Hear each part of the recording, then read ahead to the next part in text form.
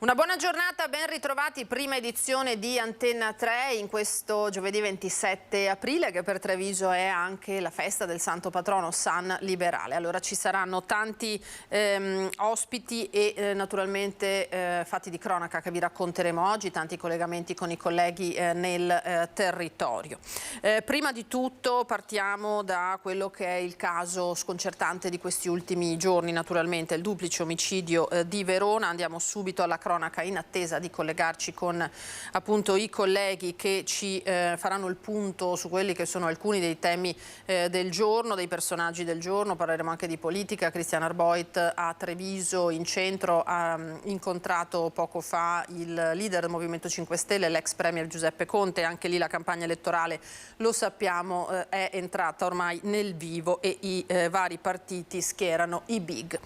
Allora andiamo a vedere quelli che sono gli aggiornamenti sull'omicidio della coppia di anziani genitori di Verona. È accusato il figlio 55enne, pare ci fossero dei litigi per colpa dei soldi che spendeva per acquistare la droga all'origine del duplice terribile delitto che si è consumato. Il figlio, dopo la confessione, non ha però parlato davanti al magistrato. Vediamo. Dovrebbe svolgersi sabato l'interrogatorio di convalida del fermo di Osvaldo Turazza, il 55enne veronese fermato per il duplice omicidio dei genitori Giampaolo Turazza e Vilma Avezzaro, accoltellati a morte nel loro appartamento nel quartiere di Borgo Roma a Verona la sera del 24 aprile. L'uomo, dopo aver vagato per tutta la notte, si è costituito nel pomeriggio del 25 aprile con una chiamata al numero di emergenza della Guardia di Finanza. Li ha uccisi, ho fatto una cavolata, ha detto al telefono ai finanzieri che lo hanno geolocalizzato, individuato in un bar, le mani ancora sporche di sangue con un profondo taglio, il segno di una colluttazione. Quando i finanzieri lo hanno accompagnato in via Aquilei a casa dei genitori, si sono trovati davanti una scena agghiacciante, sangue ovunque e i due corpi, uno in corridoio e l'altro nella stanza da letto. Per cristallizzare la scena del crimine è intervenuta la polizia scientifica. L'indagine è ora affidata alla squadra mobile di Verona. I rapporti tra Osvaldo Turazza e i suoi genitori erano tesi per colpa di continue liti. Il 55enne, che aveva precedenti legati agli stupefacenti, chiedeva spesso soldi per i suoi problemi di droga. Non solo alla famiglia, aveva debiti anche con i vicini di casa. Chiedeva soldi a tutti e devo ancora aspettare i 100 euro. Anche lei aveva chiesto soldi? Il figlio? Sì. Io a Vilma non dicevo mai niente perché, per rispetto, perché aveva tanti problemi già. Il delitto forse in preda ad un raptus, ma Osvaldo, dopo l'iniziale ammissione davanti al pubblico ministero, si è avvalso della facoltà di non rispondere e non ha aggiunto dettagli per chiarire i motivi del massacro. La coppia è stata ripetutamente colpita con numerosi fendenti. La polizia ha sequestrato tutti i coltelli da cucina. Da un primo esame i coniugi sarebbero stati sgozzati, ma sarà l'autopsia a confermarlo. Nel frattempo, nel condominio in cui viveva la coppia, resta lo shock e il dolore. Lei era una signora splendida, veramente, era una delle poche con le quali avevo fatto amicizia, perché lei è amante dei gatti come me, ne aveva 3, anzi adesso dovrò prendermene cura di uno perché è stato abbandonato lì e per me è stato un colpo al cuore perché l'altra mattina eravamo qui giù che stavamo chiacchierando. Vilma Avezzaro si prendeva sempre cura dei suoi gatti. Nell'ultimo periodo anche il marito non stava bene. Una signora gentile e riservata, di quel figlio problematico parlava poco, ma si vedeva che spesso soffriva.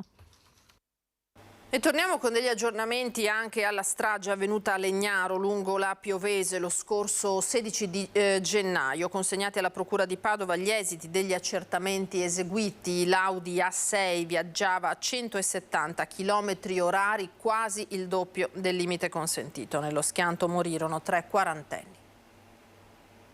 Diego Rampazzo, 46 anni, è stato sbalzato fuori dall'abitacolo. Edward Doi, 45 anni, alla guida, e Martina Pagnin, 46 anni, che viaggiava sul sedile posteriore, erano rimasti all'interno delle lamiere accartocciate della potente Audi A6. Uno schianto terribile, una bomba, avevano raccontato i testimoni, quello accaduto poco dopo la mezzanotte del 16 gennaio lungo la regionale 516 Piovese nel comune di Legnaro. A 4 mesi di distanza sono state rese note le perizie tecniche e legali eseguite sui corpi martoriati e sui rottami del veicolo. L'Audi A6, secondo quanto accertato dallo studio incaricato di ricostruire l'incidente, viaggiava a 170 km/h. Il limite lungo la strada è di 90 e quella notte aveva piovuto. Nessuno degli occupanti aveva le cinture di sicurezza allacciate ed Edward Doi era alla guida positivo dopo aver assunto droga e alcol. L'inchiesta penale resta per ora aperta, ma è destinata ad essere archiviata. Nessuna delle 3 persone, infatti, nel terribile schianto ha avuto salva la vita. Rimaniamo nel Padovano perché anche i comuni di Carmignano di Brenta e Fontaniva sul banco degli imputati nel processo al guardrail irregolare che sarebbe stato causa della morte di una 25enne. Comportamento negligente nella supervisione dei lavori. Questo contesta la Procura di Padova e i 2 tecnici dell'Unione dei Comuni del Brenta a processo per l'incidente che causò la morte di Benedetta Ciprian, 25 anni, avvenuta nella notte del 21 luglio 2020 a Carmignano di Brenta. Con i 2 tecnici adesso sul banco degli imputati finiscono i 2 comuni che formano l'Unione, Carmignano di Brenta e Fontaniva, citati dalla famiglia di Benedetta come responsabili civili. In caso di condanna dei 2 dipendenti dell'Unione, i comuni dovrebbero farsi carico di un risarcimento danni. Un'uscita autonoma, forse per un colpo di sonno, quella che ha tolto la vita a Benedetta Ciprian, finita contro un guardrail in legno che si interrompeva a Moncone e che avrebbe trapassato l'abitacolo trafiggendola. Secondo l'accusa, il guardrail avrebbe dovuto essere protetto. Prossima udienza il 9 ottobre. E sempre di guardrail si occupa il sito del Corriere del Veneto su cui andiamo adesso perché ci riporta all'incidente nel Veronese, in questo caso in cui nel 2017 un bus di una scolaresca ungherese in gita, lo vedete, finì fuori strada e prese fuoco. 16 ragazzi morti in A4 in quella terribile occasione. Il perito del PM dice barriere inadeguate, la strage era evitabile. Il consulente dell'accusa al processo ha parlato di guardrail troppo vicino al pilastro. L'associazione delle vittime della strada rincara quel pericolo, dicono, esiste ancora. Ora torniamo invece sulla sparatoria di Fara Vicentino, si indaga naturalmente per chiarire anche gli ultimi dubbi su quello che è accaduto. La Procura ha avviato un'indagine a carico del vice brigadiere che ha esploso il colpo che ha neutralizzato l'aggressore. Le indagini degli inquirenti sulla sparatoria di Fara Vicentino continuano e vedono coinvolti anche i detective dell'antiterrorismo. In queste ore si sta cercando di fare chiarezza su chi fosse Soufiane Boubagoura, il cittadino marocchino di 28 anni che lunedì è stato ucciso dai carabinieri nel conflitto a fuoco in via Crosara, nel quale è rimasto ferito in modo grave anche l'agente di polizia locale Alex Frusti, le cui condizioni di salute sembrerebbero in leggero miglioramento. L'obiettivo degli investigatori è capire se il nordafricano si fosse convertito o meno all'Islam radicale. Boubagoura era arrivato in Italia, precisamente in Campania, 12 anni fa, aveva un permesso di soggiorno per motivi di lavoro rilasciato dalla questura di Salerno. Nessun precedente, eccezion fatta per una segnalazione come assuntore di stupefacenti che risale a qualche anno fa, quando era stato trovato in possesso di alcune dosi di droga. I detective dell'antiterrorismo hanno già individuato l'abitazione di Boubagoura a Villa Raspa di Colceresa, raccogliendo le testimonianze della sorella, del cognato e di alcuni suoi connazionali. Intanto la procura ha avviato un'indagine per omicidio commesso per eccesso colposo nell'uso delle armi a carico del vice brigadiere del Carabinieri che ha ucciso il nordafricano sparandogli più volte. In attesa di ulteriori chiarimenti, la ricostruzione degli inquirenti ad oggi è che Boubagoura sia stato intercettato intorno alle 10:30 in via Crosara. La pattuglia dei carabinieri di Tiene, composta dal vice brigadiere e un appuntato scelto, gli avrebbe chiesto di fermarsi per accertamenti e qui il nordafricano avrebbe dato in escandescenze. I militari avrebbero utilizzato prima il taser per 2 volte ma senza risultato, forse a causa del presunto mix di alcol e medicinali. A quel punto Bubagura avrebbe spinto a terra l'appuntato scelto, strappandogli la pistola ad ordinanza e provando a sparare, senza tuttavia riuscirci in un primo momento. Poi il giovane sarebbe riuscito ad armare la pistola sparando ben 15 colpi. La pattuglia della polizia locale nord-est vicentino, sopraggiunta in quel momento, è intervenuta per aiutare i carabinieri, ma 3 dei colpi sparati dall'aggressore hanno raggiunto Alex Frusti. A Venezia ora in diretta con Ilaria Marchiori, che vedo già con un ospite, perché oggi è una giornata in cui si preannuncia un consiglio comunale infuocato sul tema del bosco dello sport, dopo tutto quello che è successo relativamente anche ai fondi del PNRR. A te Ilaria la linea, buongiorno. Sì, buongiorno Lina, buongiorno ai nostri telespettatori. Ci troviamo proprio qui alle porte di Venezia. Insieme a me c'è il consigliere comunale di opposizione Giuseppe Saccà del Partito Democratico, proprio perché vogliamo darvi qualche anticipazione su quello che sarà questo consiglio comunale odierno, che inizierà alle 14:30 a Ca' Farsetti e che avrà come argomento centrale il bosco dello sport, perché sappiamo quello che è successo. Era stato presentato come progetto per quanto riguarda l'utilizzo dei fondi del PNRR, poi la Commissione europea ha bloccato l'approvazione perché voleva, possiamo dire, vederci chiaro, e poi definitivamente è arrivato il no al progetto. Allora che cosa accadrà oggi, Saccà?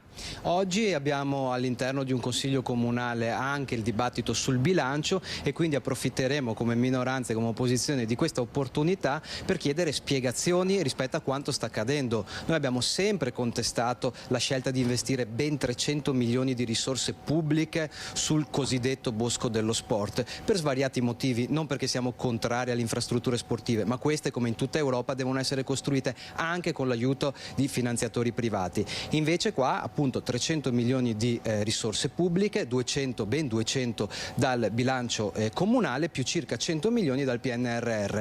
Anche a noi pareva strano che si potessero utilizzare questi fondi europei che hanno delle finalità ben precise per un'opera del genere, e l'Europa purtroppo ci ha dato ragione. Quindi oggi chiederemo conto di questa situazione e chiederemo intanto di rivedere immediatamente la programmazione di queste importanti risorse, perché la città non può permettersi di perderle e deve spenderle soprattutto bene. Ecco, infatti Saccà, scusi, dal momento in cui è stato bocciato questo progetto, che cosa ne sarà di tutti quei soldi? Allo stato attuale sappiamo che abbiamo perso oltre 100 milioni di euro che venivano dal PNRR, quindi noi appunto chiediamo una rimodulazione veloce di questi fondi, perché non possiamo permetterci di perdere risorse così ingenti che, ricordiamo, il PNRR è stato pensato dall'Unione Europea e dallo Stato italiano per affrontare la crisi aperta dalla pandemia, e anche prima sappiamo che vivevamo una crisi economica molto forte, quindi devono essere utilizzati per determinate azioni che possano risollevare la città dal punto di vista economico, sociale, lavorativo, residenziale, insomma tutto quello che non c'era e non si può trovare nel bosco dello sport.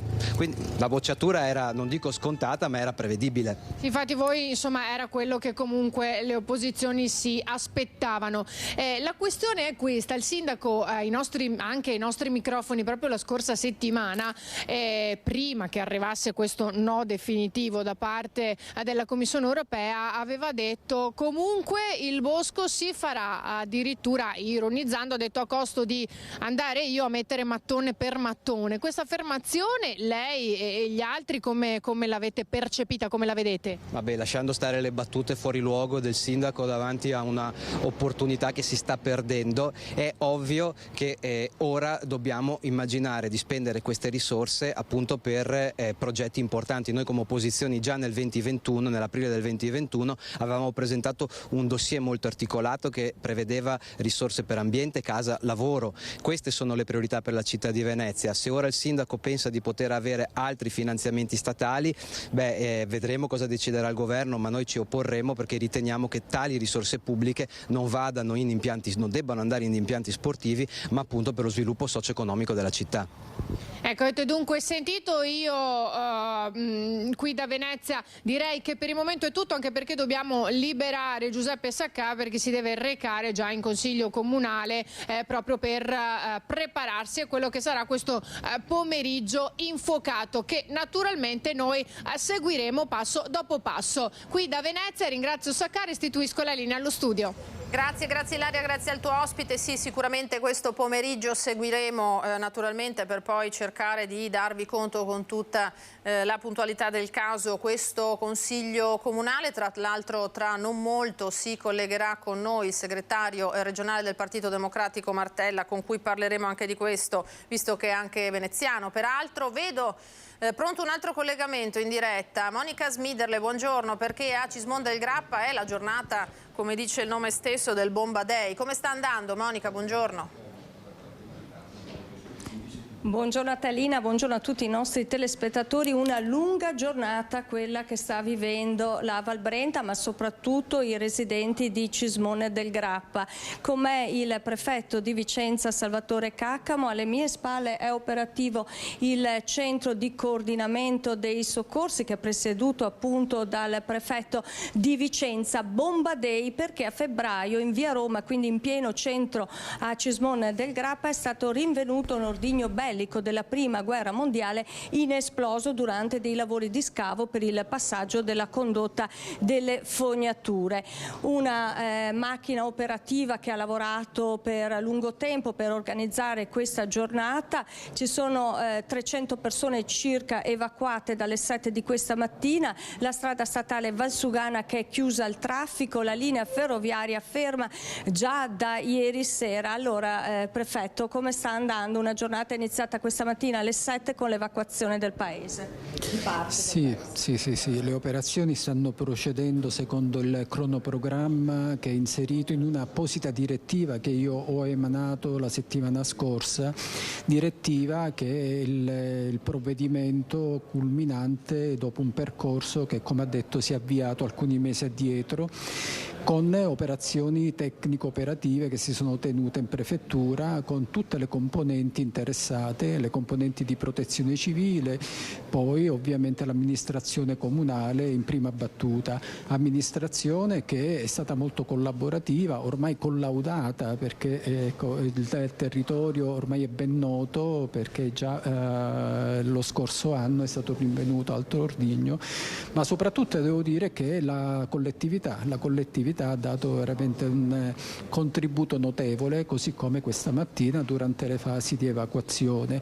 Tranne qualche piccolo contrattempo, però i cittadini sono stati ampiamente collaborativi e quindi questo sta a dimostrare ancora una volta che nel sistema di protezione civile il cittadino è protagonista, è l'attore principale, e quindi massima collaborazione da parte loro, che semplifica ovviamente le operazioni. Stanno lavorando, signor prefetto, i militari del Genio Guastatori Paracadutisti Folgore di Legnago, che hanno appunto il compito di disinnescare la bomba per poi trasportarla eventualmente, perché non è certo, in una cava per il brillamento. Sì, nella direttiva è previsto il trasporto in una cava per il brillamento. Cercheremo invece di poter concentrare le operazioni nella giornata odierna nell'obiettivo principale di ridurre i disagi alle collettività, quindi far rientrare già in serata i cittadini nelle rispettive abitazioni, ma soprattutto riaprire al traffico l'arteria stradale e la rete ferroviaria. Quindi già sin da ieri sono stati sospesi i collegamenti, quindi cercheremo un po' così di concentrare il tutto nella stessa giornata. E i militari impegnati probabilmente riusciranno in questo obiettivo. È personale altamente qualificato che in relazione alla tipologia dell'ordigno forse riuscirà a concentrare il tutto, come ho detto, nella giornata odierna. Allora Lina, noi adesso ci spostiamo ai margini della cosiddetta zona rossa, la zona di sgombero, la zona che è stata evacuata questa mattina alle 7, 300 persone si sono spostate dalle case, appunto hanno liberato le case per dare modo ai militari di effettuare tutte le operazioni necessarie per la messa in sicurezza dell'ordigno e poi eventualmente lo spostamento. Ci spostiamo ai margini della zona rossa, ringrazio il prefetto di Vicenza Salvatore Caccamo per la disponibilità e poi vi chiederemo nuovamente la linea quando saremo a Cismon del Grappa. Grazie Monica, grazie al prefetto di Vicenza per questo collegamento. Ci fa piacere naturalmente sapere che tutto è filato liscio, abbiamo visto davvero un'organizzazione imponente per questa giornata, pronti naturalmente a restituirti la linea non appena ce la richiederai. Adesso andiamo a Malo perché c'è una persona denunciata per porto abusivo di armi e un'altra per guida sotto l'influenza di sostanze stupefacenti. È il bilancio dei controlli eseguiti dai carabinieri tra Schio e appunto Malo. Una persona denunciata per porto abusivo di armi ed una per guida sotto l'influenza di sostanze stupefacenti. È il bilancio dei controlli dei carabinieri tra Schio e Malo che hanno denunciato un cittadino macedone e un cittadino nigeriano. Il primo è stato trovato a bordo di un'auto con un tirapugni in acciaio e uno spinello contenente hashish che sono stati sequestrati. Il giovane è stato denunciato in stato di libertà per porto abusivo di armi e segnalato alla prefettura di Vicenza quale assuntore di stupefacenti, con contestuale ritiro della patente di guida per 30 giorni. A Malo i carabinieri hanno denunciato un cittadino nigeriano poiché nel febbraio scorso alla guida di una bicicletta era rimasto coinvolto in un incidente con un'auto e a seguito degli accertamenti sanitari tossicologici è emerso che fosse alla guida sotto l'effetto di sostanze stupefacenti. Ora parliamo invece di risse tra giovani, bullismo, baby gang. Il governo punta a dare una stretta rispetto a questo fenomeno. Il sottosegretario alla giustizia Andrea Ostellari proprio da Vicenza ha lanciato una proposta, dare ai questori nuovi poteri per intervenire nei confronti degli under 14. Violenza giovanile, appuntamenti social con rissa, bullismo, baby gang. Gli scontri tra adolescenti sono un fenomeno che Vicenza conosce bene perché la città li ha vissuti, li ha affrontati, li ha visti. Ragazzine che si prendono per i capelli e si picchiano selvaggiamente, giovani che si fronteggiano senza esclusione di colpi e poi c'è sempre chi compiaciuto riprende col telefonino la rissa, i pugni, i calci, gli spintoni e posta i video dei combattimenti sui social.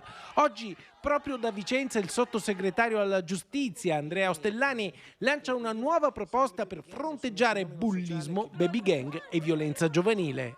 Diamo ai questori la possibilità di intervenire ad esempio con provvedimenti tipo il DASPO, provvedimenti di ammonizione verso i ragazzi anche infra 14 anni, non a carattere penale ovviamente, ma che siano capaci di coinvolgere le famiglie. Non solo a pagare eventuali danni le famiglie, ma potranno essere anche destinatarie di provvedimenti veri e propri di sanzioni amministrative capaci ovviamente di fare non solo, ripeto, sanzione, ma soprattutto prevenzione. È proprio sulla prevenzione che il governo dovrà lavorare, con particolare attenzione al rispetto dell'obbligo scolastico che invece molti giovani studenti disattendono. Insomma, serve innanzitutto il ritorno al rispetto delle regole, che vale per i giovani, che vale anche per gli adulti e vale anche per coloro che oggi rappresentano lo Stato, ai quali noi dobbiamo dire sempre grazie per quello che fanno nonostante le grandi difficoltà.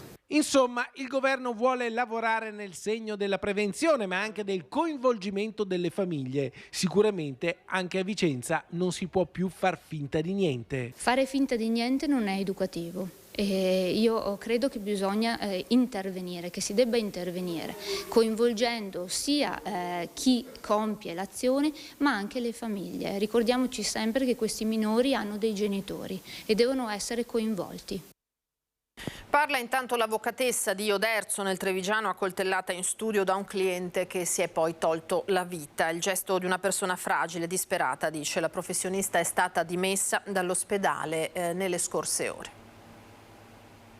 Sono uscita ed è già bello questo, insomma, riassaporare l'aria e la luce del sole è bello, poterla rivedere.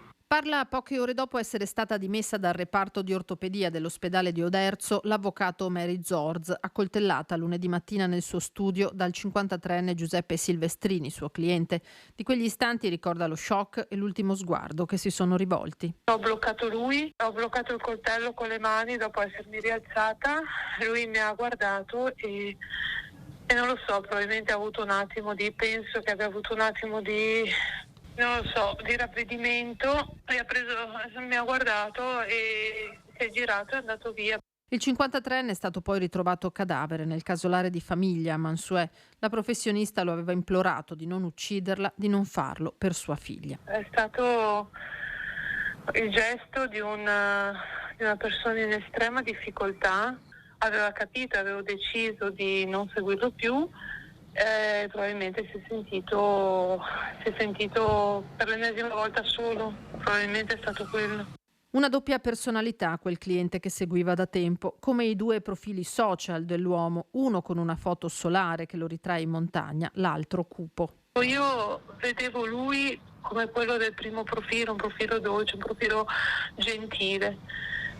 E poi ogni tanto in quella sede, lunedì, è comparso quell'altro Giuseppe, quello che non avrei mai voluto vedere. Mary è tornata a casa dal compagno e dalla figlioletta che cerca di tutelare dalla brutalità di quello che le è accaduto. Chiaramente ho una mano fasciata e dei lividi in faccia, dei segni in faccia, ho dovuto dirle che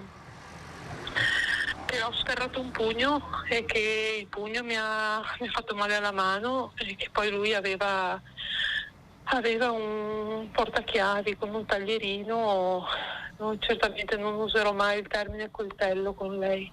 Zorza ha 30 giorni di prognosi, ma conta di tornare al lavoro a breve, malgrado la terribile esperienza vissuta. Immagino che ritornerò presto e mi prenderò qualche giorno. Non mi sono mai assentata neppure per la maternità, si figuri se mi assento per questo.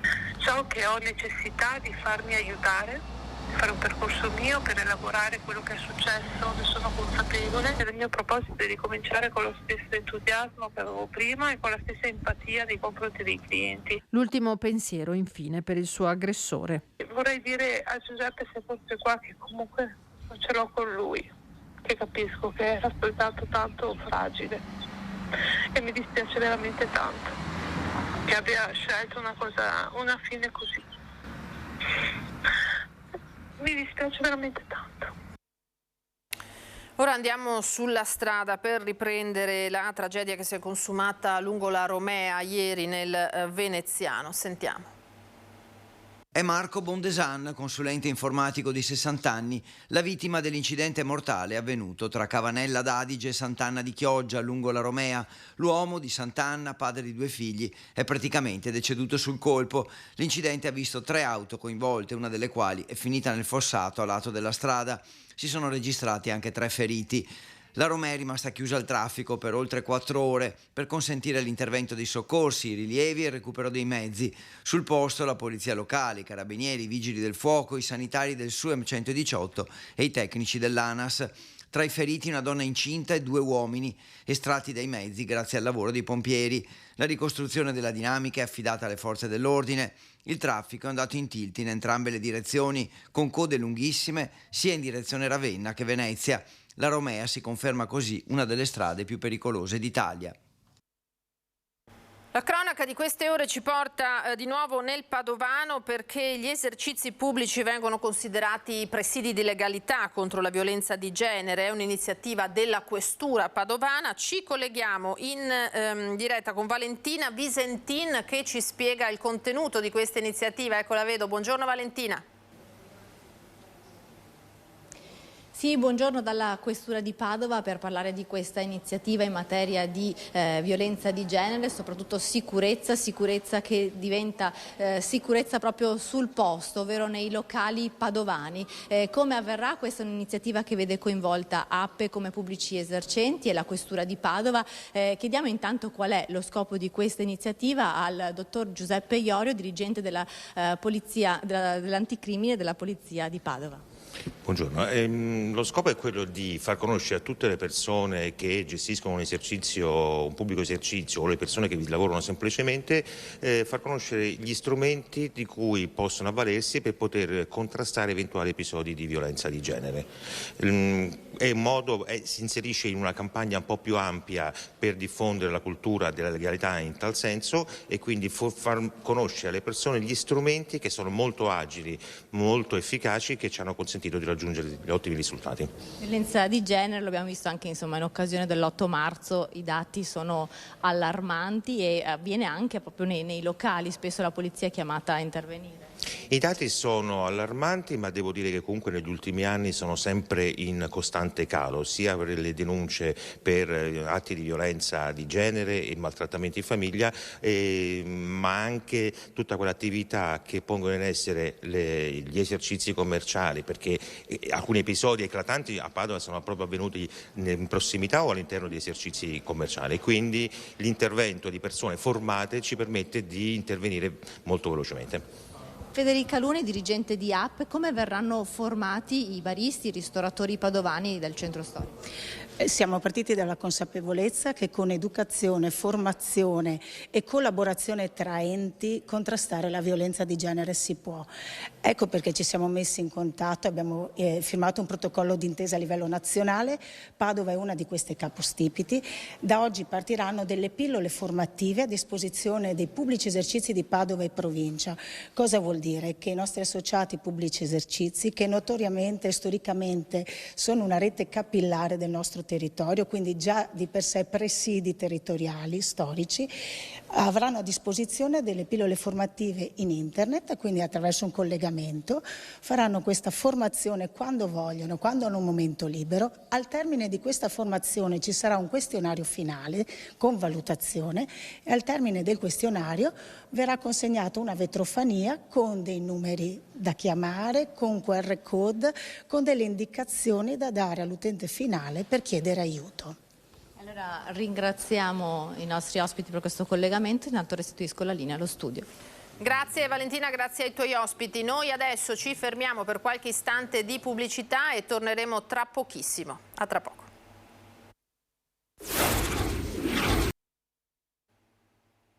Di nuovo in diretta da studio, prima edizione di Antenna 3 in questa giornata. Allora, il nostro primo ospite, saluto e ringrazio, lo vedo collegato, il senatore Andrea Martella, segretario regionale del Partito Democratico. Buongiorno e ben ritrovato. Non sentiamo l'audio, vediamo se c'è problema di microfono suo. Sì, grazie, buongiorno a lei e a tutti i spettatori. Grazie senatore. Allora io chiederei subito, parlerei subito di 1° maggio, si avvicina questa importante data, lunedì si festeggiano i lavoratori, ci sono molte novità anche sul fronte di quelle che sono le idee del governo rispetto al lavoro, sia per aiutare quelli che sono i lavoratori rendendo un pochino più pesanti e consistenti le buste paga, ma anche lo sappiamo sul fronte del reddito di cittadinanza che questo governo non vuole portare avanti. Di contro, rispetto al 1° maggio, senatore, voi come Partito Democratico siete pronti a lanciare una campagna per la sicurezza, è così? Sì, lo faremo proprio domani, lanceremo una campagna per un lavoro sicuro in Veneto. Pensiamo che la sicurezza del lavoro, anche per il numero elevato di infortuni, di morti che ci sono stati anche recentemente, con un incremento anche nella nostra regione, meriti un'attenzione da parte di tutte le istituzioni e soprattutto una nuova cultura della sicurezza sui luoghi di lavoro. Ne parleremo domani e poi avvieremo una campagna anche con la collaborazione con le organizzazioni sindacali e con il mondo dell'impresa per fare in modo che la sicurezza sui luoghi di lavoro possa diventare centrale nell'agenda politica della nostra regione. E credo che sia anche questo un fattore di sviluppo e dobbiamo tenere insieme lo sviluppo delle imprese, la loro transizione ecologica e digitale con un diritto sancito che è quello che relativo al fatto che non si può morire o rischiare la vita andando a lavorare o lavorando. Senta, proprio per dare valore al 1° maggio, il governo, la Premier Meloni, ha annunciato un Consiglio dei Ministri da convocare proprio in questa data, che non solo è un festivo, ma è un festivo molto particolare per i contenuti naturalmente che racchiude, e per avviare delle iniziative ulteriori, ecco, a favore dei lavoratori e di chi lavora, perché appunto i percettori di reddito di cittadinanza questo governo intende diminuirli drasticamente. Cosa ne pensa? Si sta prendendo una strada corretta da questo punto di vista? Beh, innanzitutto penso che siamo appena usciti dalle celebrazioni del 25 aprile sulle quali il governo e molti esponenti della maggioranza hanno fatto dichiarazioni divisive, gravi e sbagliate, ricordando la festa della liberazione. Mi auguro che non si voglia fare altrettanto con il 1° maggio, che è appunto la festa del lavoro e dei lavoratori. I provvedimenti che annuncia il governo mi pare non vadano molto a favore dei lavoratori, perché siamo di fronte all'eliminazione del reddito di cittadinanza, che abbiamo detto in più occasioni andava sicuramente riformato, e siamo di fronte ad un aumento di quelle forme di contratto a tempo determinato che rischiano di rendere il nostro lavoro più precario, e sappiamo che quella della precarietà è un problema sia per quanto riguarda la sicurezza, sia per quanto riguarda anche diciamo, il fatto che è un lavoro povero. Quindi mi sembra che queste misure non siano adeguate. Se saranno confermate, il governo dovrebbe pensare tutti i giorni dell'anno al lavoro e non solamente il 1° maggio, magari con misure nemmeno propagandistiche, misure che magari parlano una parte del paese ma che sicuramente non aiutano i lavoratori. Senta, chiederei alla regia adesso di proporci il servizio che la redazione di Padova ha realizzato proprio sul report dello Spisal. Lei citava prima appunto il crescente numero di infortuni sul lavoro anche nella nostra regione. I dati si riferiscono al 2021. In provincia di Padova sono stati ben 16 gli incidenti mortali, ma in generale i casi appunto sono in costante crescita. Vediamo il servizio e poi lo commentiamo insieme.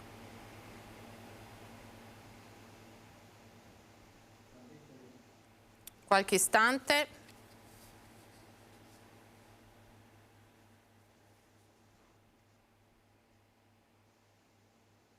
Vediamo se parte. Sono stati poco più di 7.300 gli infortuni sul lavoro in provincia di Padova nel 2021, la 4ª provincia veneta per numero di eventi in assoluto, ma la prima per la riduzione del numero di casi. Negli ultimi 5 anni, infatti, la riduzione degli infortuni sul lavoro è del 18,5%, in continuo calo dopo il picco del 2018, con più di 9.000 casi.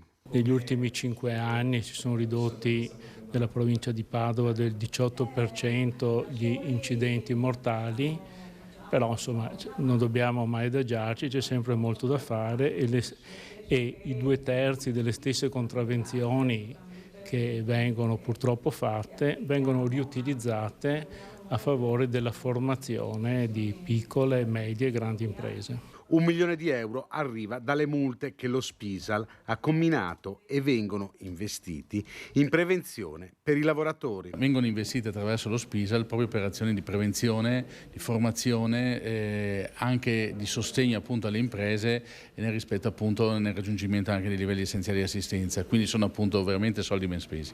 Gli infortuni mortali sono sostanzialmente stabili, in leggero calo. L'industria resta il comparto con il maggior numero di infortuni, circa il 40% del totale, seguito dal terziario poco meno del 30%, l'artigianato il 17% e l'agricoltura con il 4%. La metalmeccanica, il territorio ha molte aziende, la provincia di Padova ha molte aziende metalmeccaniche, poi abbiamo il legno, lì si usano molte macchine, ma nell'ambito del legno, la lavorazione del legno comporta spesso l'utilizzo di legni duri e i legni duri sono cancerogeni.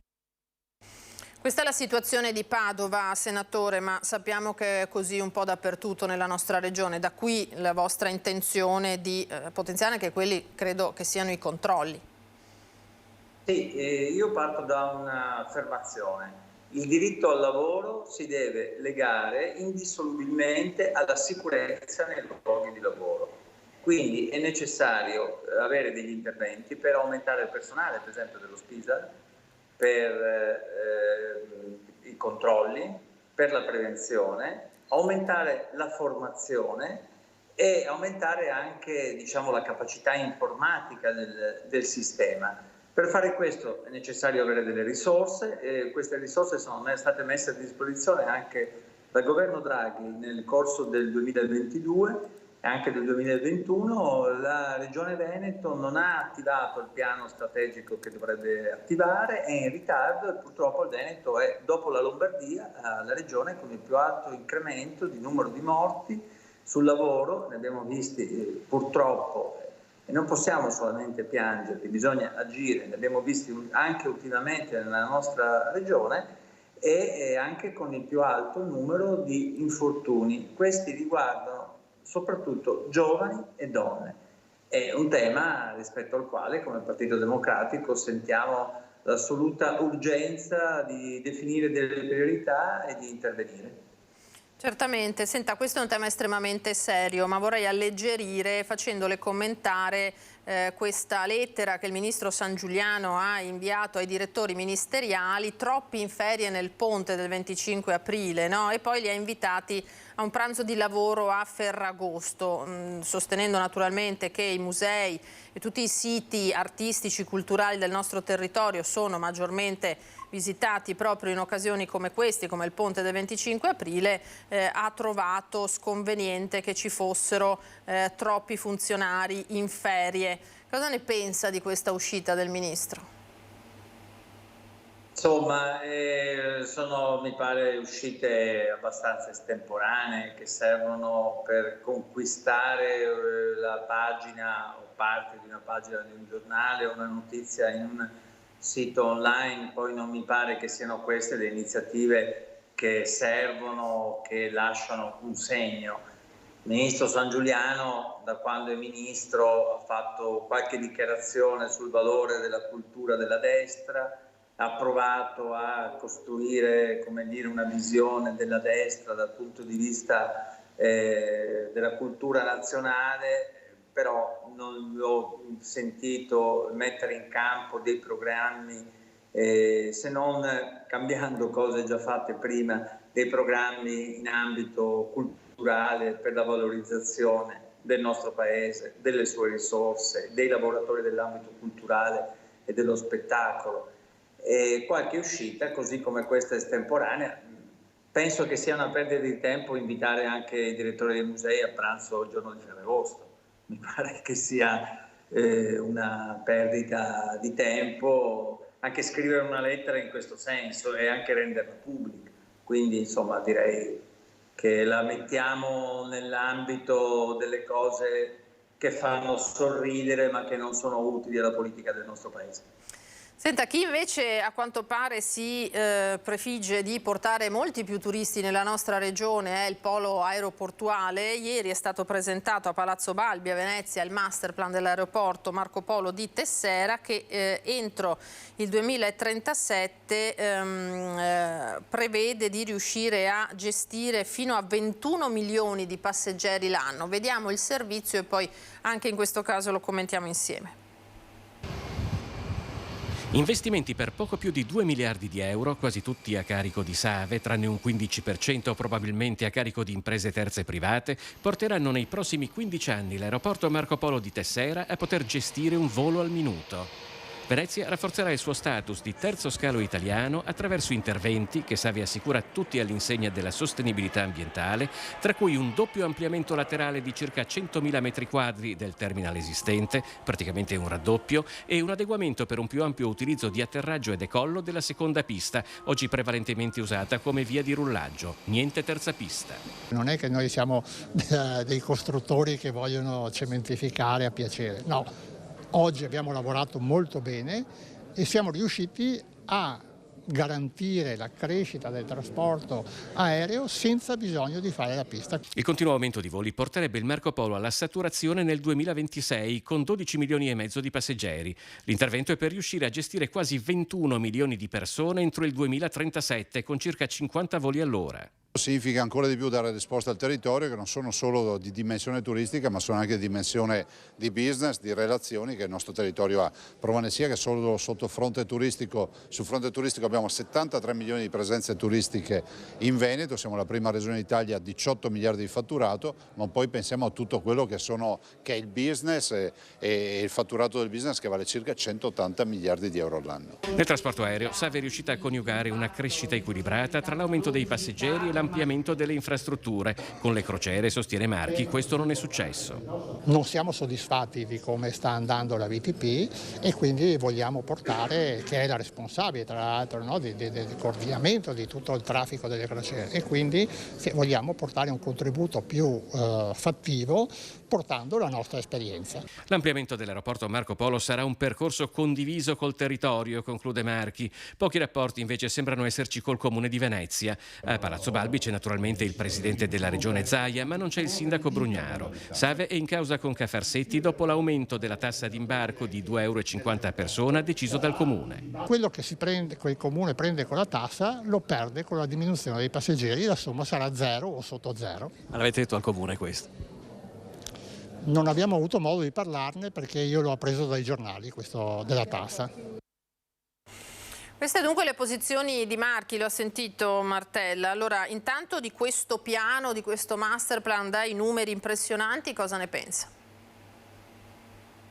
Beh, mi pare che sia un fatto positivo per il nostro territorio, per la regione Veneto, e che questo sia particolarmente importante dopo una fase così difficile anche per il traffico aeroportuale che abbiamo vissuto con la pandemia prima e con le conseguenze della guerra in Ucraina dopo.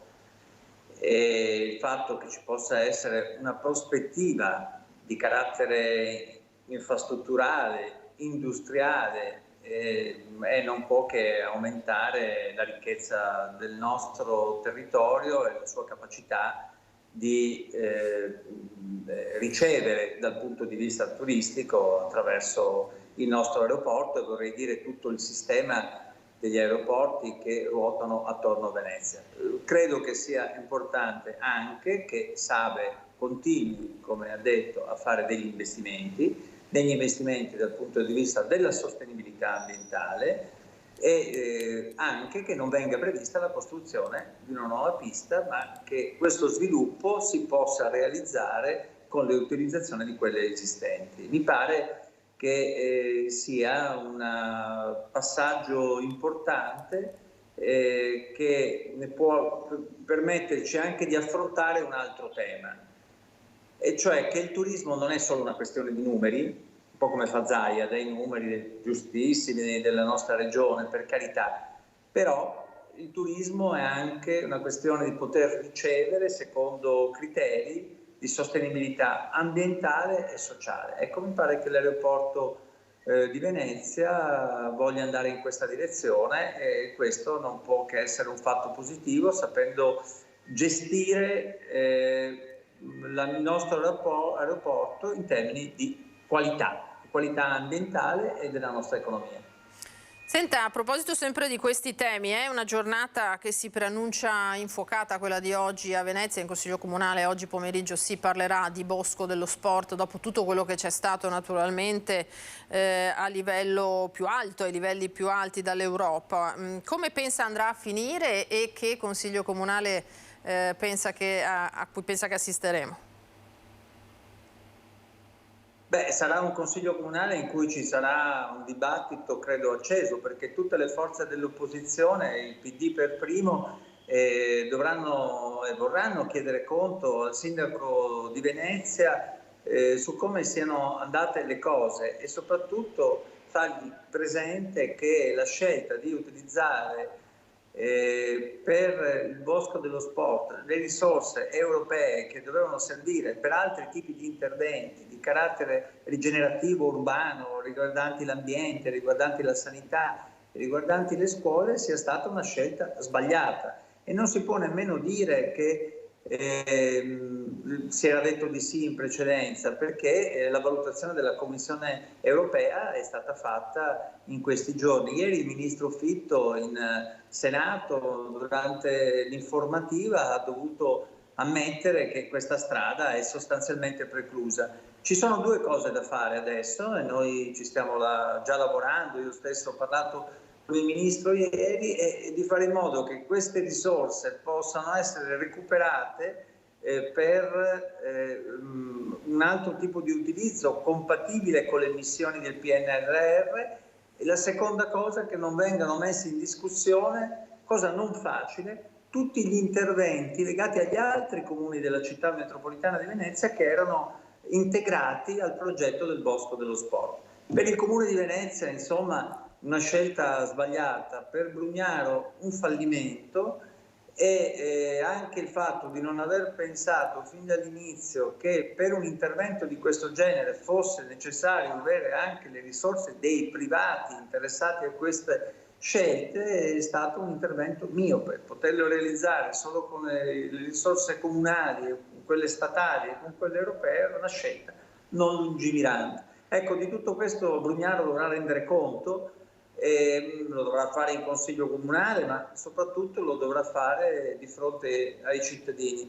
Venezia ha bisogno di uno stadio, ma lo stadio doveva essere un obiettivo da realizzare con delle risorse anche di carattere privato, come avviene per gran parte degli interventi del nostro Paese e anche a livello internazionale. Certamente. Grazie allora, grazie Senatore di questo contributo, di questo collegamento di oggi, e buon lavoro. Grazie a lei, buon lavoro, a presto. Noi adesso continuiamo con la politica, perché il nostro Christian Arboit a Treviso ha incontrato poco fa il leader del Movimento 5 Stelle, l'ex premier Giuseppe Conte, che era in piazza Duomo. Allora direi di andare a sentire le risposte che ha fornito proprio al nostro Christian Arboit insieme a Nicoletta Rizzetto.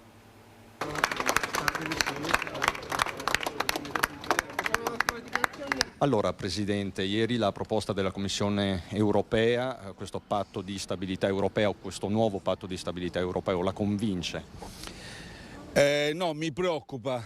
Mi preoccupano queste anticipazioni sulla riforma del patto di stabilità e crescita, perché abbiamo la prospettiva di vincoli molto rigidi che vengono riproposti nel segno di un'austerity. Ci si concentra sulle spese primarie e non si calcolano gli investimenti, come noi avevamo chiesto anche in green, per la svolta green in particolare. Quindi la prospettiva è quella di tagli seri per il nostro sistema economico, e tra l'altro aggiungo, non so se questo governo riuscirà ad esprimere la forza per combattere questa battaglia e contrastare questa prospettiva. Purtroppo gli indizi non sono positivi, perché è un governo che già dalla legge di bilancio ha dimostrato di abbracciare l'austerità. Io l'ho denunciato già, ricorderete, a dicembre, quando c'è stata presentata la legge di bilancio, perché quello è stato un gran segnale di un governo completamente remissivo verso la prospettiva di austerity. Purtroppo non riusciamo a trarre lezione dall'esperienza che abbiamo affrontato, l'esperienza pandemica, l'emergenza anche energetica. Sono stati tutti fattori che ci dovrebbero portare tutti insieme e collettivamente a imporre una svolta per quanto riguarda l'indirizzo economico e sociale e politico dell'Unione Europea. A proposito di investimenti, Presidente, c'è tutta la partita del PNRR e la messa a terra di questi progetti che per la sola marca trevigiana montano a quasi 800 milioni di euro. Ce la faremo, ce la farà l'Italia? 800 milioni di euro per questa realtà, per questo territorio sono fondamentali. È un territorio ricco di iniziativa privata, ricco di imprese, ricco di manifattura, ricco di artigianato, ricco di servizi terziari. Sono 800, evidentemente una risorsa importantissima. Allora, se noi non riusciamo a spendere questi soldi, e purtroppo anche ieri il ministro Fitto è venuto in Parlamento e ha anticipato che siamo già in questa condizione, è una perdita per questo territorio, ma per l'Italia intera. È una perdita che non ci meritiamo. Abbiamo chiesto noi al governo, andando al di là della logica di schieramenti partitica, siamo disponibili a collaborare perché questi soldi non vadano sprecati. Se adesso abbiamo un governo che non solo non ha detto venite assolutamente dateci una mano, ma orgogliosamente sta dichiarando che sta sprecando i soldi. Questa cosa noi non la possiamo accettare, ma io non parlo da politico, parlo da cittadino. Come cittadini non ci possiamo rassegnare a perdere questi soldi senza ricorrere a tutte le risorse umane, materiali, intellettive per cercare di spendere bene questi soldi. Lei se tornasse indietro all'estate del 2020 cambierebbe qualcosa?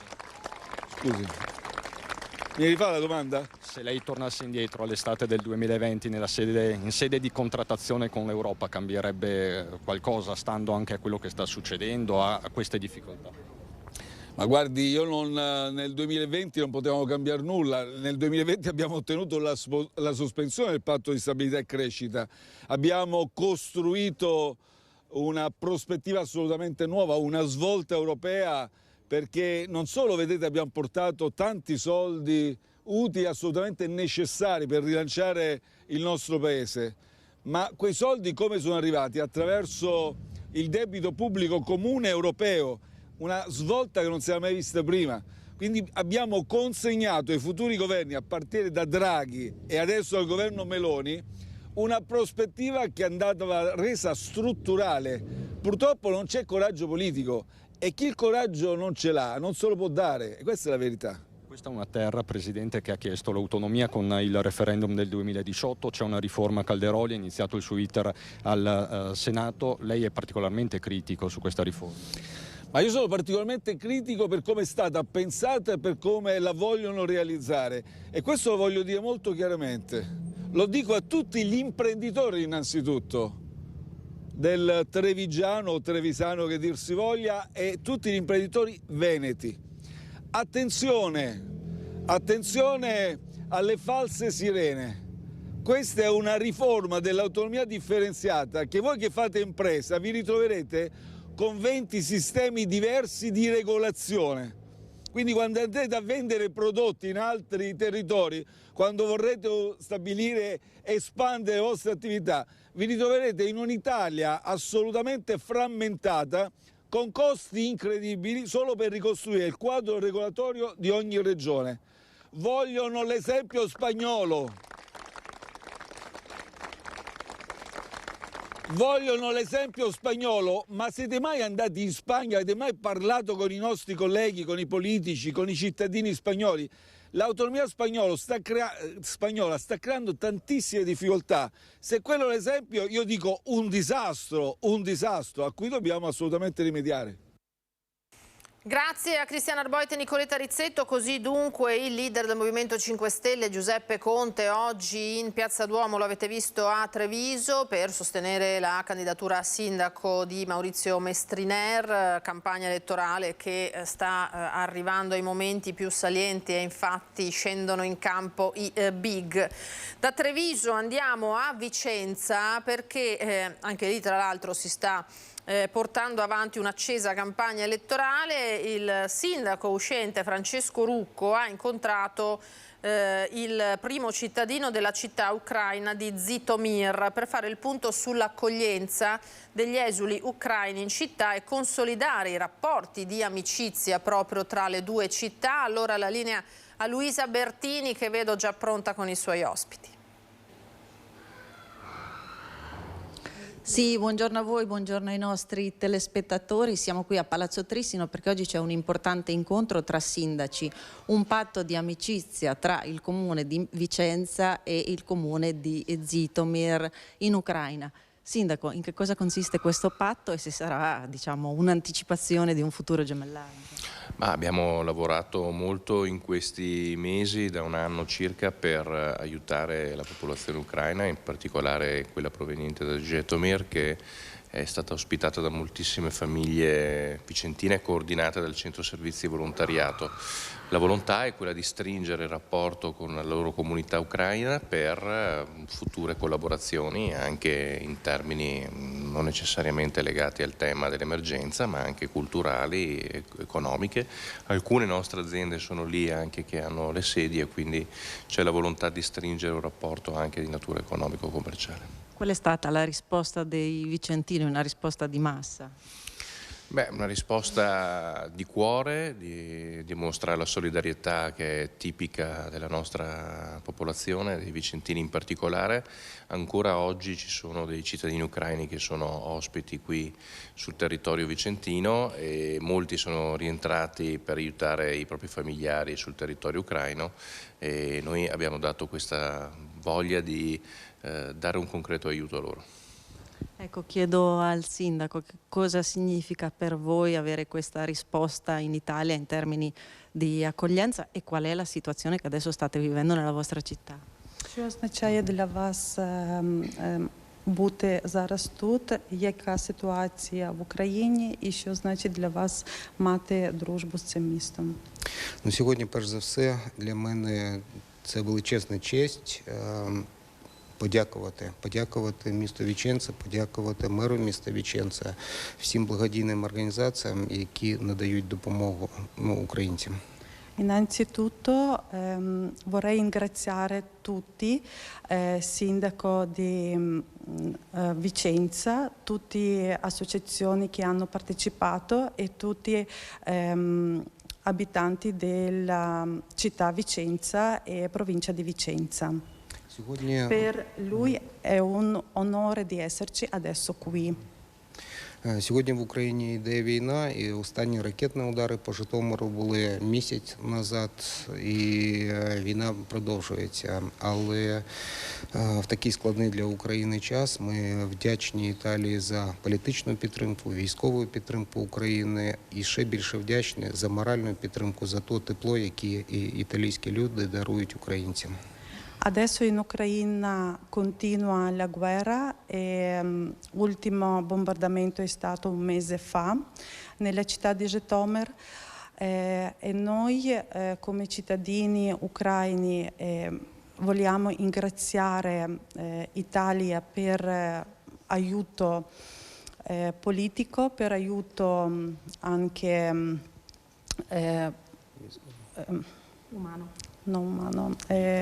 militare e aiuto umano, quello che hanno ricevuto i cittadini della città Žitomer qui a Vicenza, in provincia di Vicenza. І в Житомирі ті люди, які вже повернулися в Житомир, вони розповідають про чудову Україну, Італію, про чудове місто Віченце і головне про тих людей, які тут живуть. Ці люди назавжди залишаться в пам'яті тих людей, які допомогли в складний час, і ми точно цього не забудемо. Le persone che sono già tornate in Ucraina continuano a parlare in un grandissimo piacere e un bel ricordo di quello che hanno avuto qui, aiuto psicologico, fisico e anche economico dalle famiglie italiane. Soprattutto questi che sono tornati a Žitomer dalla città Vicenza e provincia di Vicenza e non si dimenticano mai di quello che hanno ricevuto nei tempi molto difficili all'inizio. Ecco, io ringrazio il sindaco e a proposito dell'accoglienza mi sposto per parlare dei numeri dell'accoglienza del Centro Servizi Volontariato perché sono state ospitate qui 440 famiglie ucraine. Sì, buongiorno, sono qui con Gabriella Mezzalira che rappresenta il consiglio direttivo del Centro Servizi per il Volontariato di Vicenza Per noi è stato importante rispondere alla richiesta di alcune associazioni, in particolare il Ponte Mist e l'associazione Dialoga, del quale il presidente è qui, Marina Sofilcanic. Noi siamo andati a prendere al confine 440 persone grazie all'aiuto anche della Fondazione OTB che ci ha proprio pagato i viaggi. Abbiamo fatto 7 viaggi, 9 pullman, 440 persone qui, la gran parte minori, mamme con bambino, e 260 sono stati proprio ospitati direttamente da 100 famiglie della nostra provincia e quindi anche famiglie della città di Vicenza. È stato un bel impegno, le notti a mettere a posto documenti che ci arrivavano, WhatsApp, mail, contatto sempre diretto con Jitomer in particolare, che è stato proprio la città che ci ha inviato più persone. Sono persone, sentimenti e la loro paura l'abbiamo vissuta anche noi e questo perdurare della guerra certamente non aiuta. Ecco, questa è un po' la panoramica numerica e dello sforzo umano che è stato fatto anche qui dal Vicentino. Con questo io restituisco la linea allo studio. Grazie Luisa, grazie ai tuoi ospiti, davvero situazioni complesse, quelle che si stanno affrontando anche indirettamente dal nostro paese. E passiamo a un altro scenario molto delicato che è quello del Sudan, con l'ospite che si è collegato, lo vedo e lo ringrazio, buongiorno, il professor Sandro Grispan, architetto e docente, è uno degli italiani rimpatriati nelle scorse ore proprio dal paese africano che è ripiombato purtroppo in una situazione di instabilità molto pericolosa. Si hanno notizie in queste ore già di 450 vittime, ci sono molti appunto italiani che hanno dovuto lasciare le proprie occupazioni, la propria vita lì per far ritorno in patria. Buongiorno professor Grispan e ben arrivato, ben ritornato in Italia. Buongiorno e grazie. Senta, innanzitutto le chiediamo lei quale ruolo di insegnamento stava svolgendo a Khartoum. Tra l'altro lei ha subito pensato, rivolto il suo pensiero agli studenti che ha dovuto lasciare lì. Allora, io ero tornato a Khartoum il 15 marzo.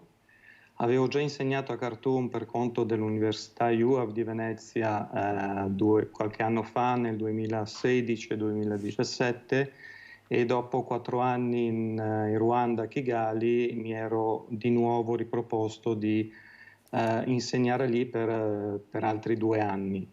Dopo un mese del mio arrivo purtroppo è scoppiata questa guerra e quindi con tutto quello che sta accadendo purtroppo a Khartoum prevalentemente.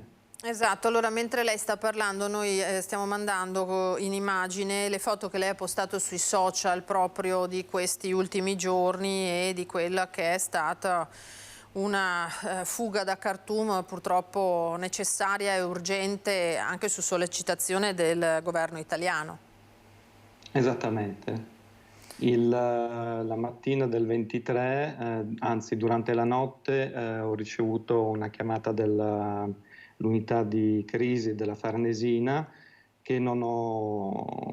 cui non ho risposto perché dormivo, e quindi la mattina dopo, invece ho iniziato a ricevere dei messaggi dal numero di emergenza dell'ambasciata a Khartoum che appunto un'evacuazione era in atto e che avrei dovuto raggiungere la residenza dell'ambasciatore italiano.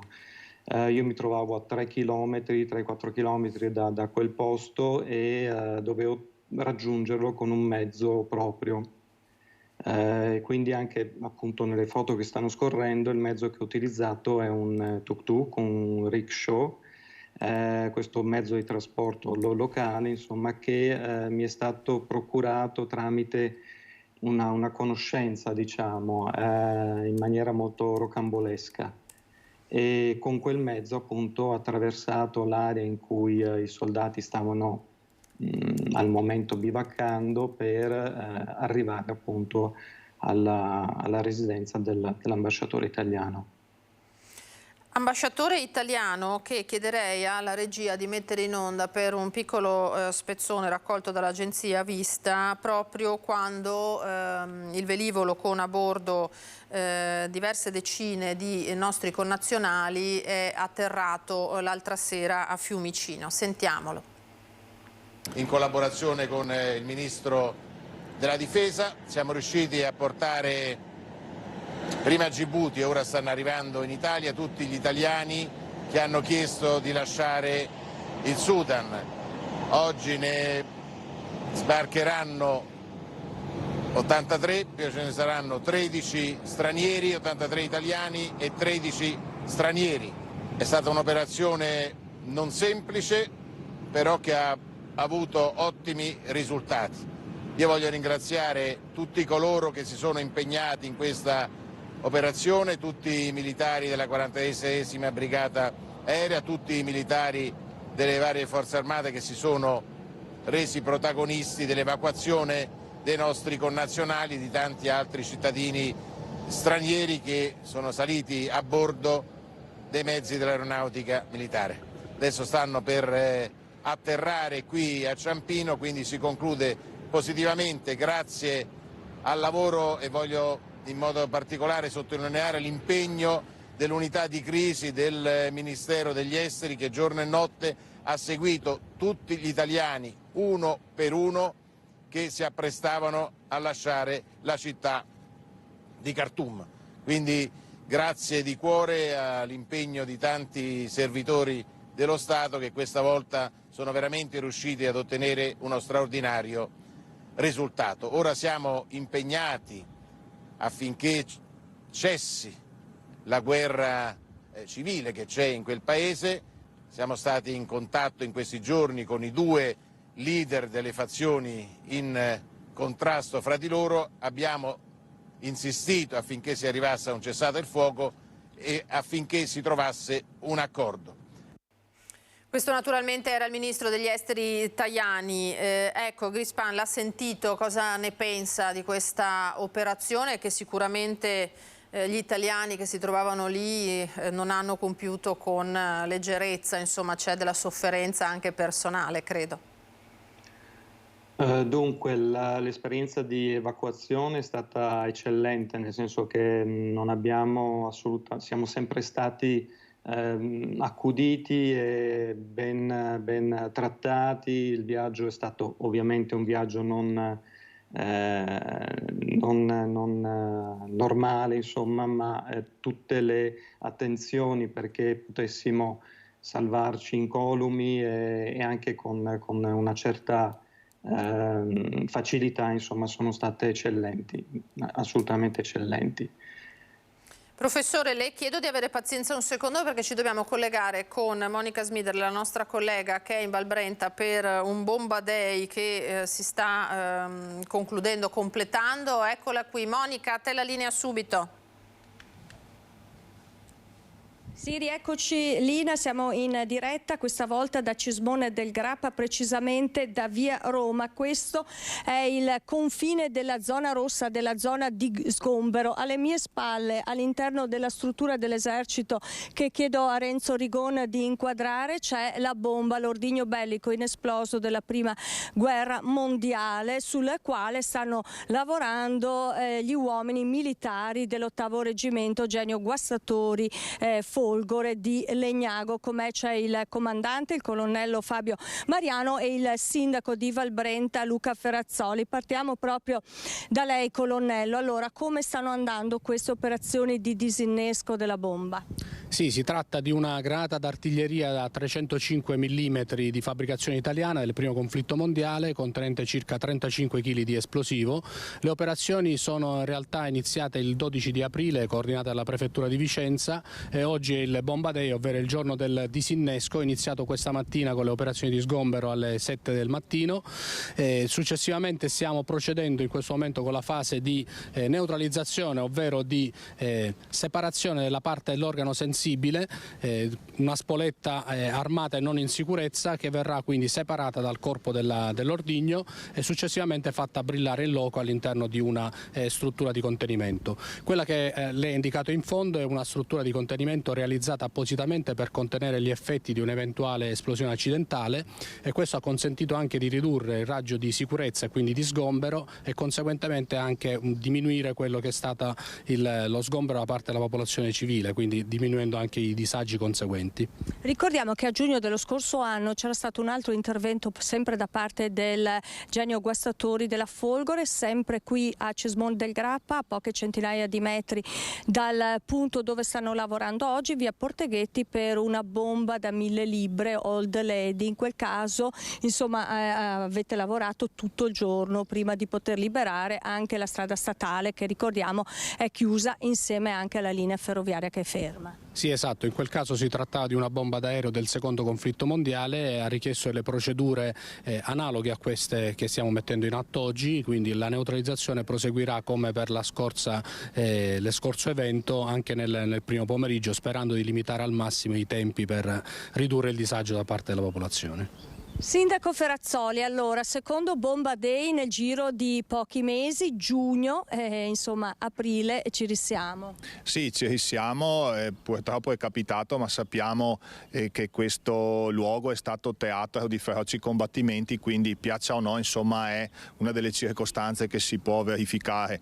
Però da parte nostra abbiamo messo il massimo impegno per far diminuire i disagi per la popolazione. Il rapporto con il reggimento è ottimo, nel senso che, come diceva il comandante, è da tempo che sono qui, ma anche l'altra volta sono stati qui da noi parecchi giorni, e quindi la popolazione ha una fiducia totale in loro, e questo agevola anche l'attività del sindaco, perché durante queste fasi loro sono in grado di far capire qual è l'importanza dell'intervento. Bene, Lina, quindi da Cismon, da via Roma è tutto. Io lascio libero il colonnello che deve tornare alle operazioni di disinnesco dell'ordigno bellico. Ringrazio il sindaco Luca Ferrazzoli e restituisco la linea allo studio.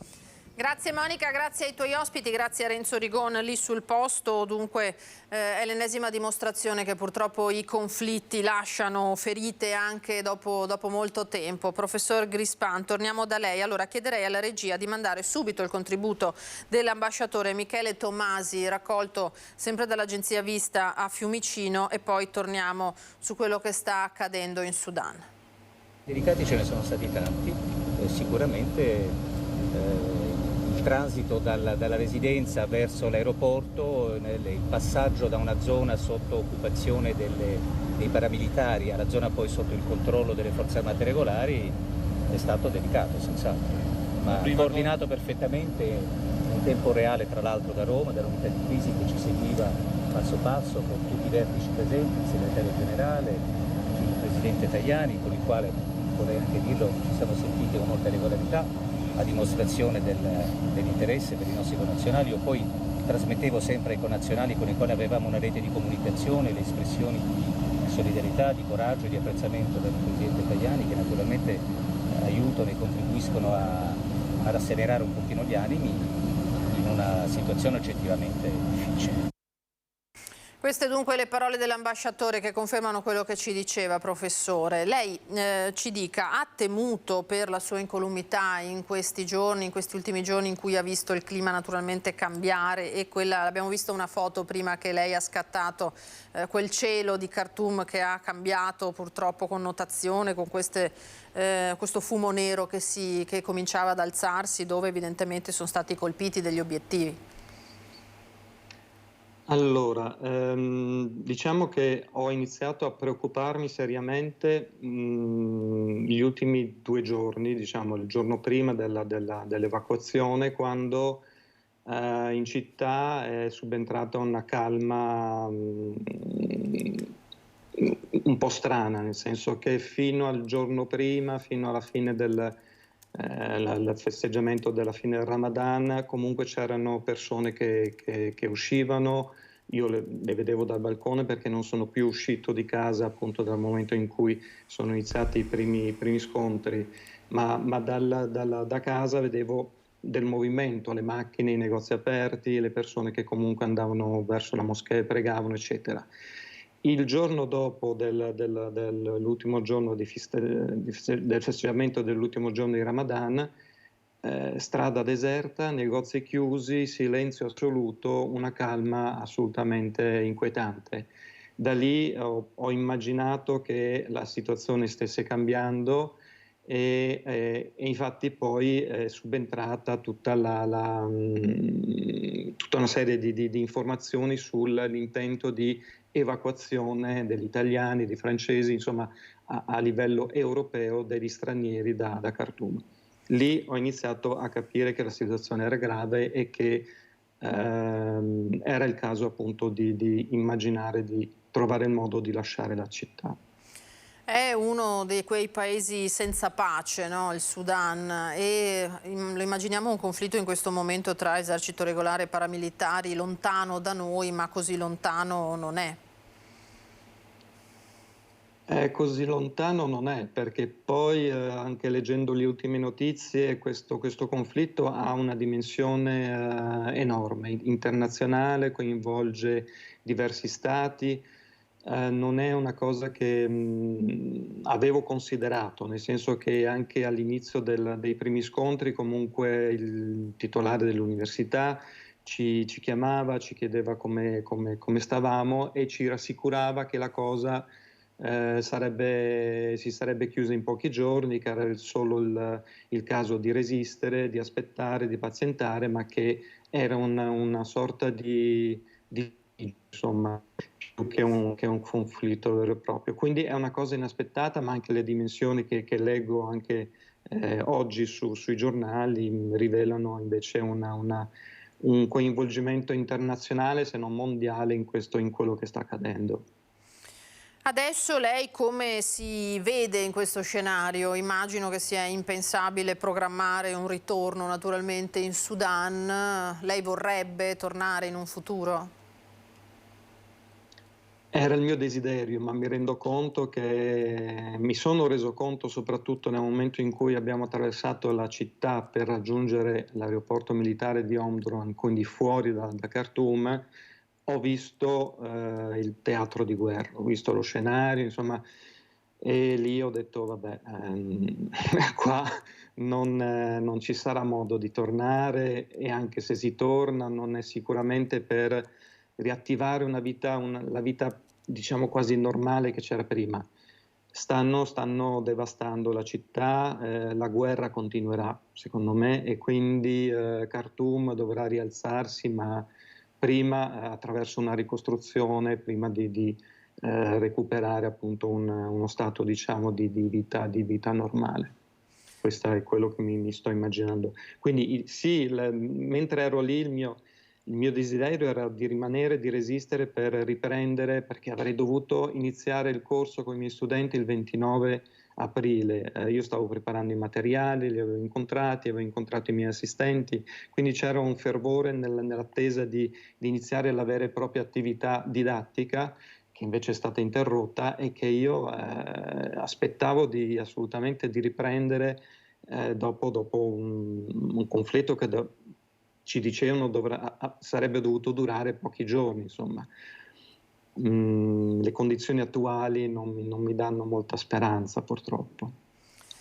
E certamente è un peccato, nel senso un paese, appunto l'abbiamo detto, tormentato, che aveva ritrovato una normalità, diceva poco fa, e cui adesso anche le giovani generazioni, che voi docenti che andate a insegnare laggiù contribuite anche a formare, a emancipare, sono costrette nuovamente a uno scenario di questo genere.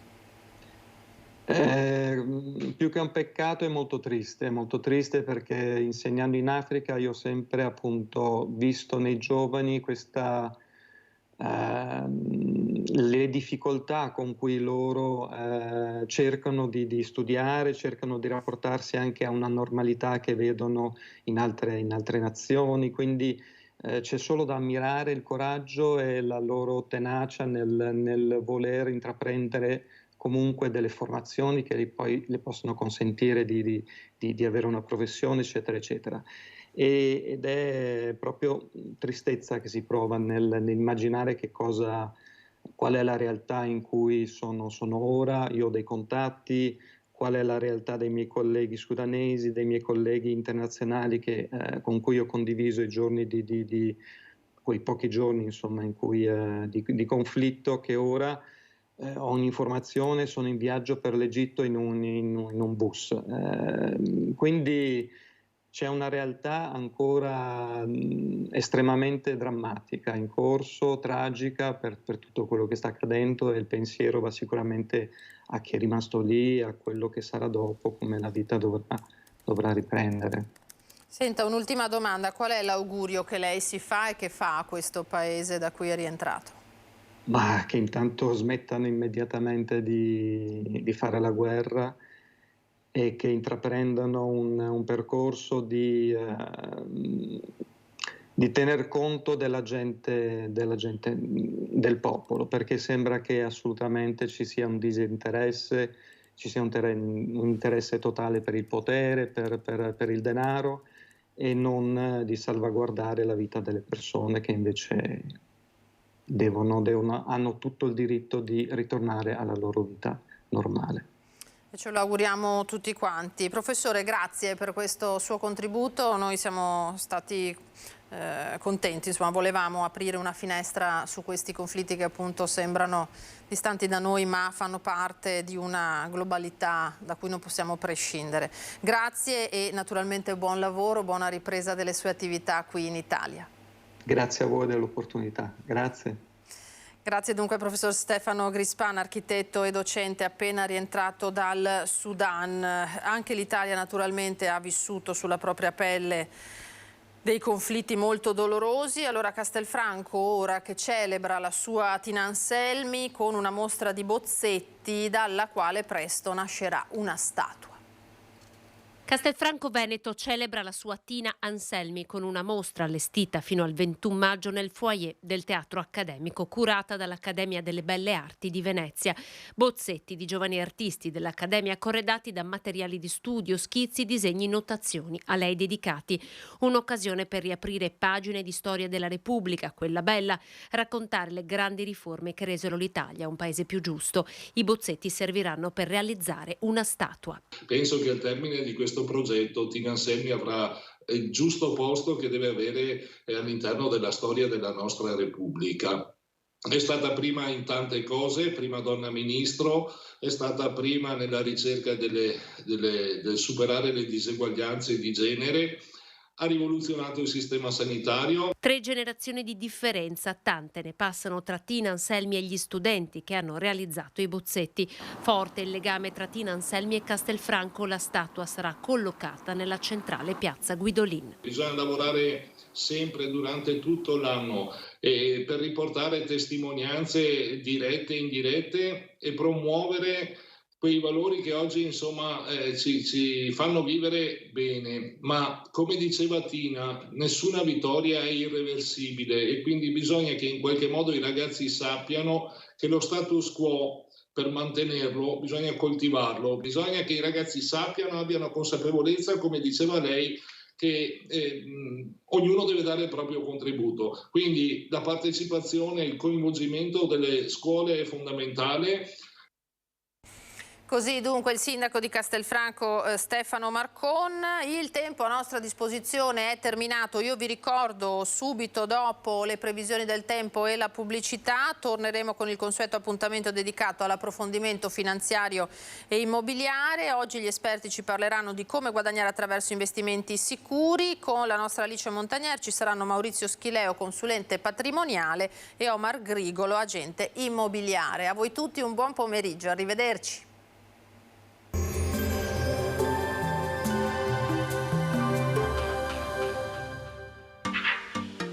Tremonti, attrezzature e materiale per saldatura professionale a Montebelluna. Bentrovati al meteo. L'alta pressione concederà una fase di tempo soleggiato e mite sul nostro territorio. Vediamo il dettaglio di giovedì 27 aprile. Sul Veneto la giornata sarà caratterizzata da un ampio soleggiamento ovunque. Non sono attese piogge e il cielo si presenterà sereno o al massimo velato. Temperature in aumento, minime tra 3 e 10 gradi, massime invece tra i 17 e i 21 gradi all'incirca. Spostiamoci ora sul Friuli Venezia Giulia. Anche in questo caso avremo tanto sole, il cielo sarà limpido o velato con qualche addensamento in corrispondenza dei rilievi. Temperature minime tra 7 e 10 gradi, massime sui 18-20 gradi. Infine diamo uno sguardo alla situazione del Trentino Alto Adige. Sarà anche qui soleggiato ovunque con alcuni tratti un po' più nuvolosi. Temperature minime intorno ai 6-8 gradi, massime sui 21-22 gradi. Dal meteo di Antenna 3 è tutto, arrivederci al prossimo aggiornamento.